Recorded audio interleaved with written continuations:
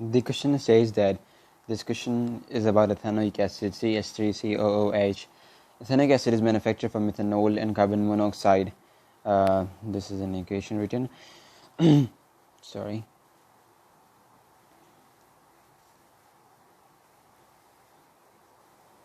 Yes. The process is done at 200 centigrade and 30 atmospheric pressure. The forward reaction is exothermic. Oh, okay. There's a great information given here that the forward reaction is exothermic. So we would be needing less temperature to increase the product yield, as less temperature favors the exothermic side. Complete the table using the only words increases, decreases, or no change. Okay, so the first is adding a catalyst. What would adding a catalyst would affect the rate of forward reaction? Well, adding a catalyst would always increases the rate of reaction, whether it is forward or it is backward. It increases the rate of reaction, so we will write increases.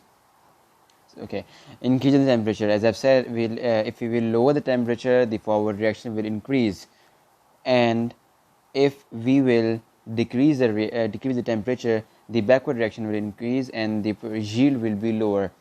So, but if they are saying the rate of reaction, so just keep in mind that rate always depends on temperature, pressure, and catalyst. These things affects the rate of reaction. If you increase one of those things which I mentioned, it would eventually increase the rate of reaction. So, increase the temperature would increase the rate of reaction, because rate is defined as, the rate of reaction increases because the temperature increases. Why? Because the particles gain energy, they collide more often, and there are successful collisions between them, so the rate of forward reaction increases. But on the other hand, the effect on the equilibrium would eventually decrease. Why? Because there is mentioned that it is exothermic reaction, that the forward reaction is exothermic. So if the exothermic reaction is forward one, so backward would be endothermic, and increase in temperature would eventually favor the endothermic, which is backward. So effect on the equilibrium, yield means product will decrease. Okay. So okay, effect on the equilibrium, yield, and the decrease in the pressure. Okay, let me remind you that how we can identify which one would increase when there's a pressure difference in the reactants and the product. Just keep in mind that the more mole side is favored when there is less pressure given. Okay, and when we provide more pressure, the less mole side is favored. So here's one, yani this means that there is 2 moles on the left hand side, which means the reactant side, and there is 1 mole in the product side. Okay, so if we will increase the pressure, eventually the forward reaction will increase and the yield of what is said CH3COOH will increase. Will increase eventually. So if there is a decreasing the pressure, eventually the backward reaction will be favored and the effect of yield will decrease, because when we will decrease the pressure, it will eventually it will favor the more mole side, which is the backward reaction. Okay, it's written that how would you show that an aqueous solution of ethanoic acid is an acid without is an acid? Okay, how would you prove that ethanoic acid is an acid without using an indicator or measuring the pH? Okay, we have to prove that ethanoic acid is an acid without using these two methods. Okay, state the reagent you would use and give the expected observations. Write a chemical equation for the reaction. Okay, the perfect reactant to prove that ethanoic acid is an acid is the metal. Why? Because whenever there's a metal whenever we react the metal with any acid, the product is the effervescence of hydrogen. So so eventually the observations would be clear that if there's an effervescence while the reaction is going on, so that effervescence means that ethanoic acid is an acid, and it would prove that it is an acid. So I can write any metal. In the metal, I would prefer that if we will use these metals, it would be relevant. Why? The reason is other metals are explosive and some are not reactive. While using these metals, we can identify and prove that ethanoic acid behaves as an acid. So if I write magnesium and they ask for expected observation, we can write effervescence, which is the bubbling actually, or you can also write fizzing. You can also write effervescence of H2O gas. Okay, and the other observations can we include that the metal, which is the magnesium, would eventually dissolve as it is reacting with an ethanoic acid. So metal will dissolve. Okay, and we have to write chemical equation. Okay, we are reacting with ethanoic acid, which is CH3COOH. It's in equation. It's in aqueous solution because all acids are aqueous. They are dissolved in the water, and we are reacting with magnesium, which is solid. Remember to write states while writing any chemical equation, because it impresses, or it gives a good impression to your equation.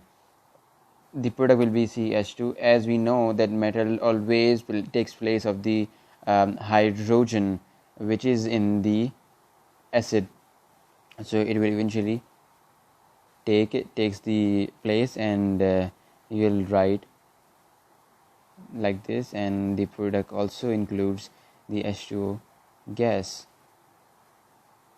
Okay, so yes, so what is happening in this reaction? Actually, the as magnesium needs as magnesium needs 2 electrons.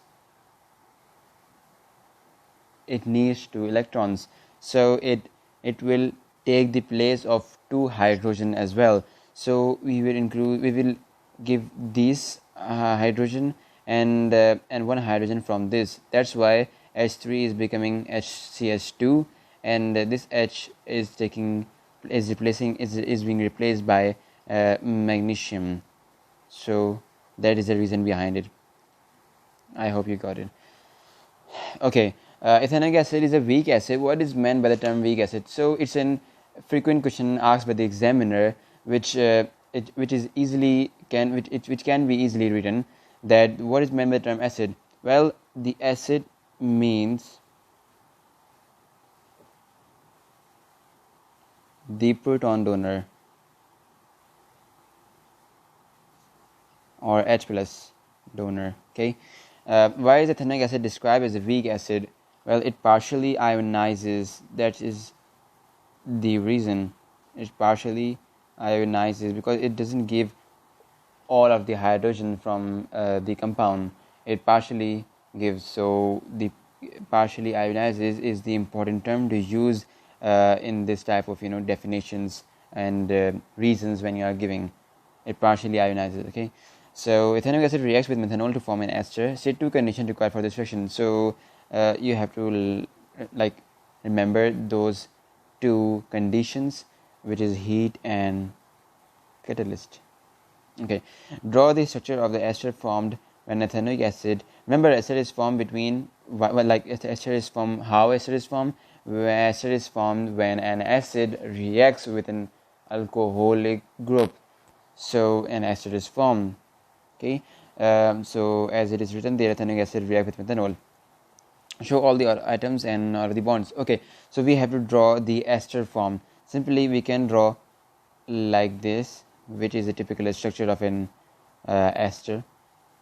Okay, and we have to name that as we know that it is methanol, so we will write methyl, because it is allyl group, methyl, and ethanoate, because ethanoic acid turns into ethanoate.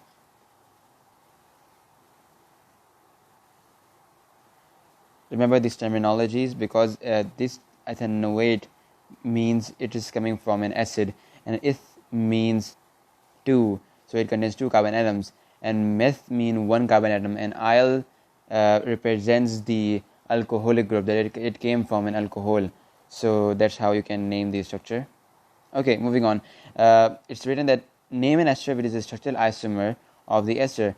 Well, the structural isomer, you have to identify the structural isomer of this one.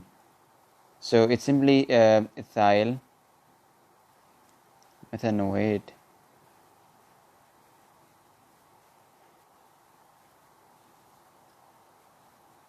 Okay, moving on.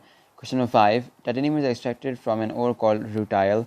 Rutile is an impure form of titanium 4 oxide, TiO2. Rutile is mixed with coke and heated in a furnace, okay, through which chlorine gas is passed. Okay, the product is gaseous titanium 4 chloride, TiCl4. Okay, this is the reaction written over there. The gaseous titanium chloride produced is condensed into the liquid state. The titanium 4 chloride is then separated from liquid impurities.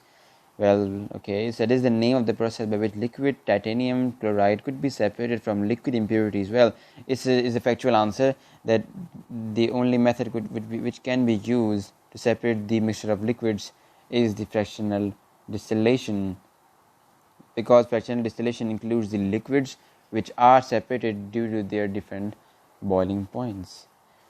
Okay, carbon monoxide is also produced in the reaction. Why would carbon monoxide not be released in the atmosphere? So we have to simply give the disadvantage or the risk of emitting carbon monoxide in the atmosphere. The simple answer is that it is a toxic gas which can cause cancer.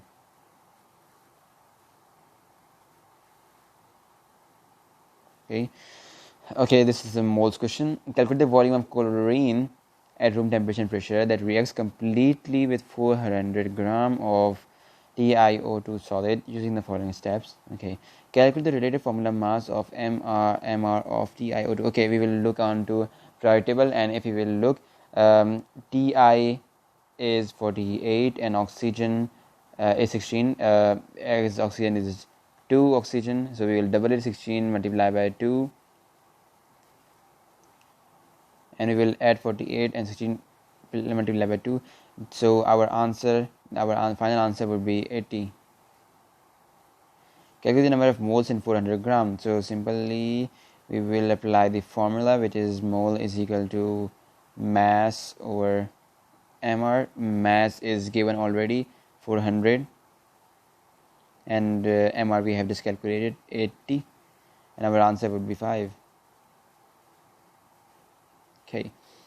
Okay, determine the number of mole of Cl2 that react with 400 gram of TiO2. Okay, we will look onto the equation that is given, because there is no such information given about Cl2 to calculate its moles. So we will calculate from the equation given. Okay, we have just calculated the moles of TiO2, which is 5 moles. So we will write the first. We will first write the ratio, which is like 1, and Cl2 is 2. It's written there, 1 and 2. Okay, if it is 5, which we have just calculated here, so it would be x. So 5 multiplied by 2 would be x. So 5 multiplied by 2 is 10. So it will be 10 moles. Calculate the volume of Cl2 that react with 400 gram. Okay, we have to just calculate the volume. Volume formula is mole is equal to volume over 24. Volume is the thing which we have to find, and mole is given, and 24, and volume will be 240. Okay, volume will be 240. Perfect. And is gm cube. Okay, we have to balance the chemical equation, TiCl4 plus mg. So how many mg are there on right side? This is 1, so 1. Well, there are 2 Cl2 and there are 4 Cl4, so we have to just balance those. If I will write like, if I have to write 2, because to balance the Cl, which would be 4 to balance, so eventually magnesium would be 4, and if magnesium would be 4, we have to, magnesium would be 2, so we have to write also the magnesium 2. Okay, titanium chloride can be reacted with sodium instead of magnesium. The reaction between titanium chloride and sodium is similar to the reaction between titanium chloride and magnesium. Okay, it's written that the chemical reaction for the reaction between titanium chloride and sodium. So it will be simply TiCl4 plus Na into Ti. Why? Because sodium is more reactive. It will take Cl chlorine, like it will take chlorine to its side, and it will let titanium to remain as it is. So titanium will remain as it is, and NaCl. Okay, so Cl is here 1 and here it is 4, so we have to just balance it. So we will write 4, Na is 4 now, and it is 4. So please ensure after what you write, after writing any chemical equation, you have to ensure that whether it is written correct or not. Usually examiners looks for these kind of mistakes. Okay, so this is why the reaction between titanium chloride and magnesium is done in an atmosphere of argon and not in air. Oh, okay. As we know that argon is an inert gas, that's why they are asking. So, and we also know that magnesium can react with oxygen because it is reactive. Can react with oxygen instead of reacting with titanium chloride. So we will just write eventually that argon is an inert gas. Magnesium can simply react with oxygen in air. Okay, so it won't react with titanium chloride if it is done in an oxygen and not in an argon atmosphere. So that's why there's a reason that it is done in an argon. Okay, after titanium chloride is heated with magnesium, the unreacted magnesium is removed by adding an excess of dilute hydrochloric acid to the mixture. Okay, the dilute hydrochloric acid also dissolves the magnesium chloride. Well, the dihydrochloric acid does not react with titanium or dissolve it. Okay, it does not react with titanium. Okay, give two observations and write a chemical equation for the reaction that occurs when hydrochloric acid reacts with magnesium. So it's a simple reaction, and we have to write two observations and chemical equations.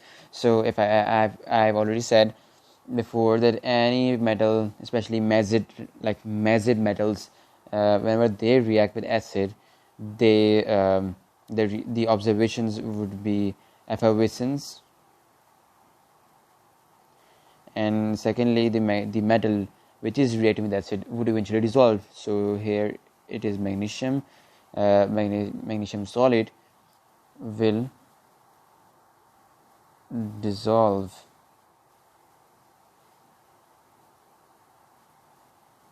So this is the reason. Okay, we have the chemical equation. Magnesium is reacting with HCl, taking the position of H and displacing it, and we have to write Cl2 because Cl1 and plus 2. So if we will do crisscross, the sign of 2 will come after the Cl and the product will be S2.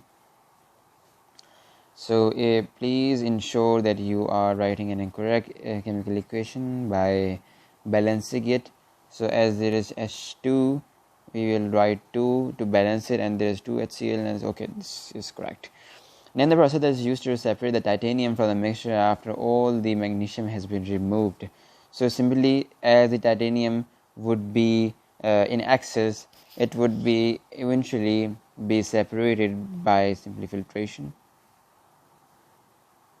Okay, titanium does not react with dilute hydrochloric acid or dissolve in it. So that is why titanium does not react with dilute hydrochloric acid. Okay, it's a simple answer. Because in dilute hydrochloric acid, remember, in any acid hydrogen is present, so titanium is less reactive than hydrogen, or hydrogen. So that's why hydrogen keeps bonding with chlorine and forming acid, hydrochloric acid, and does not letting titanium to bond with chlorine and forming acid. That's why it's the reason. Okay, magnesium cannot be produced by electrolysis of aqueous magnesium chloride using inert electrodes. Well, okay, name the product formed at the negative electrode, which is the cathode. During the electrolysis of aqueous magnesium chloride, please ensure that it is written aqueous magnesium chloride, not molten. Aqueous means water, and in water there is H plus and OH negative ions present. So they have asked for the product formed at the negative electrode. So we will be having H plus and Mg as a positive ions, which will be going to cathode, but one will go, which is the less reactive one. So eventually H plus which means hydrogen will be formed at the negative electrode. Okay, last question of this part states that suggest how magnesium can be produced from magnesium chloride by electrolysis. Okay, simply we will heat it until it turns molten. Like when it turns into molten electrolyte.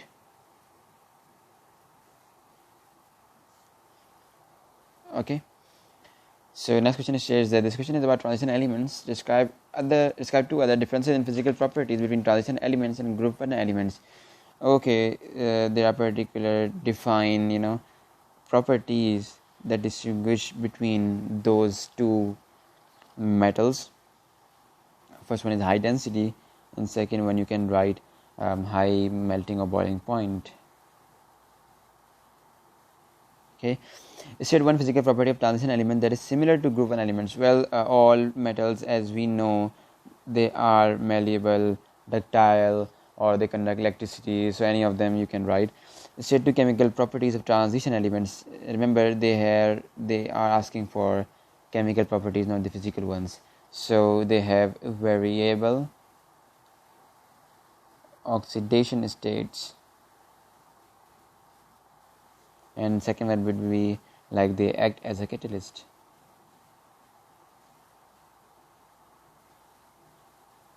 And the third one can be written, but they have asked only for two. Well, let me tell you the third one. It is that the transition elements form colored compounds when they react with they form colored compound when they react with other elements. Okay, cobalt is a transition element, anhydrous, like it doesn't contain any water molecule in it. Anhydrous cobalt chloride is used to test for water. Okay, state the color change.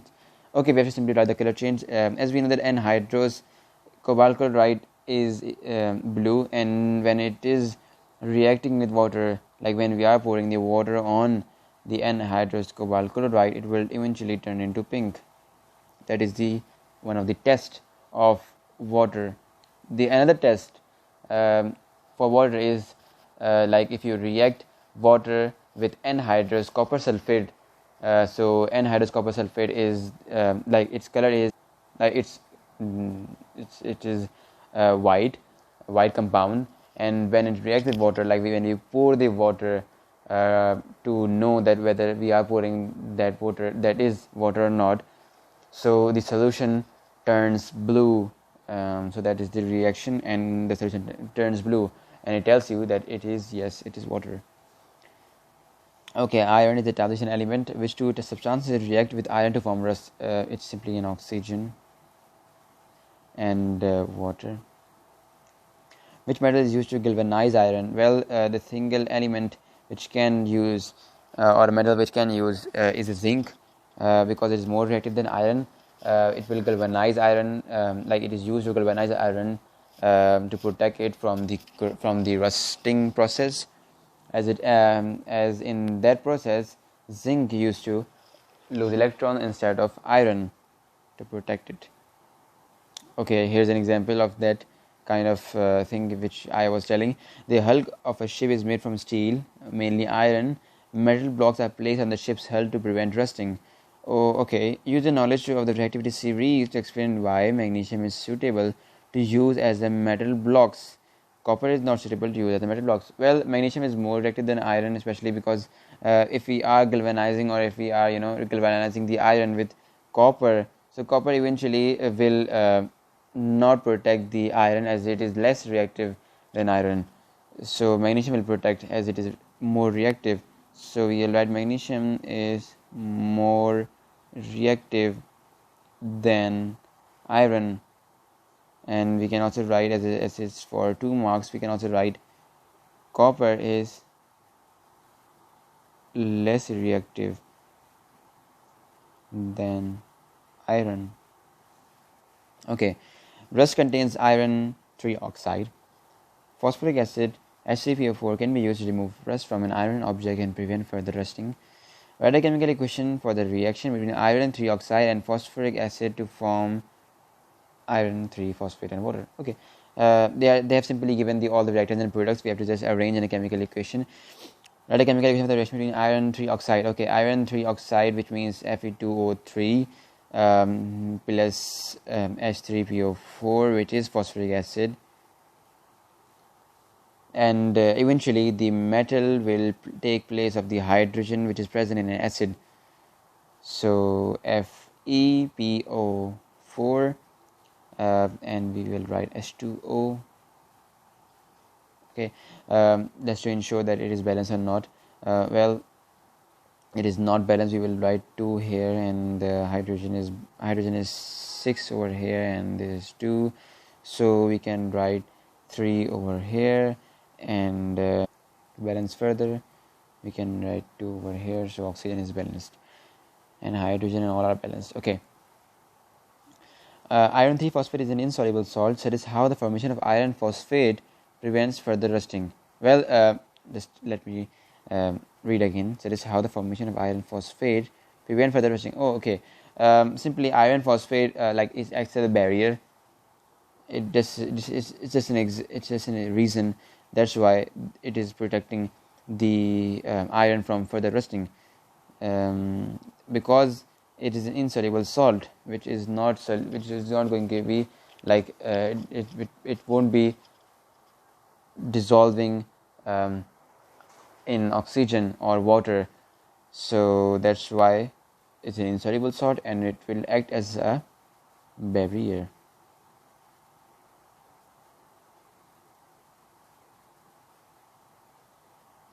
Between iron and the oxygen or water, whatever it is. Okay, so here